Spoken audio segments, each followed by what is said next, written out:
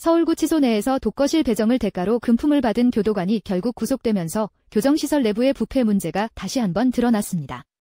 서울중앙지법은 교도관 A씨에 대한 구속 전 피의자 신문을 진행한 뒤 도망 염려가 있다며 구속영장을 발부했습니다. A씨는 수용자들에게 독거실을 배정해주는 대가로 돈을 받은 혐의를 받고 있으며 혐의는 특정범죄가중처벌법상 뇌물수수에 해당합니다. A씨의 비위 행위는 단순한 자리 거래 수준을 넘어 교정시설 운영 전반의 신뢰를 흔드는 사건으로 평가됩니다. 독거실은 구치소 내에서 매우 제한된 공간으로 일반적으로 건강 상태가 좋지 않거나 안전상의 이유로 지정됩니다. 그러나 이러한 공간이 돈으로 거래됐다는 점은 형평성과 공정성을 훼손하는 중대한 문제로 지적됩니다.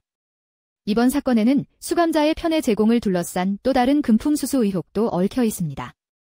수감된 의뢰인을 대신해 서신이나 의약품을 주고받는 편의를 청탁하며 A씨에게 약 2천만 원 상당의 금품을 건넨 혐의를 받는 변호사 B씨는 함께 입건됐습니다.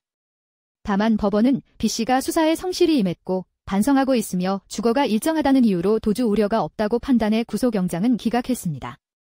경찰청 국가수사본부 중대범죄수사관은 이번 사건을 조직적인 금품 거래로 보고 수사를 확대했습니다. 지난 7월 26일에는 독방 거래에 관여한 조직폭력배 출신 브로커 2명을 뇌물공여 혐의로 먼저 구속했으며 이후 7월 28일 법무부 교정본부와 서울구치소에 대한 압수수색을 진행했습니다. 8월 4일에는 B씨가 근무하던 로펌 사무실도 압수수색 대상에 포함됐습니다. 수사 결과 브로커들은 수감자나 그 가족으로부터 돈을 받아 교도관에게 전달하고 이를 통해 독거실 배정이나 각종 편의를 보장받도록 중개한 것으로 알려졌습니다. A씨는 이러한 거래 구조의 핵심 고리로 지목됐습니다. 구속된 뒤에도 A씨는 일부 혐의를 부인하고 있으나 경찰은 수수 금액의 구체적 흐름을 파악하기 위해 계좌 추적과 통신 내역 분석을 진행 중입니다. 이번 사건은 구치소 내 권한이 제한된 수용자들이 현실적으로 교도관에게 종속될 수밖에 없는 구조적 문제를 드러냈습니다. 특히 독거실 배정이나 물품 반입 허가 등 일상적인 행정 판단이 사실상 교도관 개인의 재량에 달려있는 점이 부패의 여지를 키운다는 지적이 나오고 있습니다.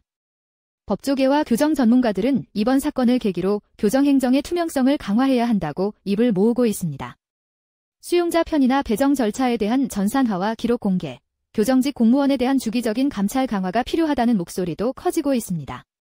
결국 이번 사건은 단순한 뇌물수수 사건이 아니라 교정행정의 공정성과 인권보호의 문제를 되짚게 하는 계기가 되고 있습니다. 구속된 교도관의 혐의가 사실로 드러날 경우 그동안 감춰졌던 교정시설 내부의 부조리한 관행들이 대대적으로 재조명될 가능성이 높습니다. 경찰은 A씨를 상대로 추가 금품 수수 여부와 연루된 인물들을 추적하며 수사를 이어가고 있습니다.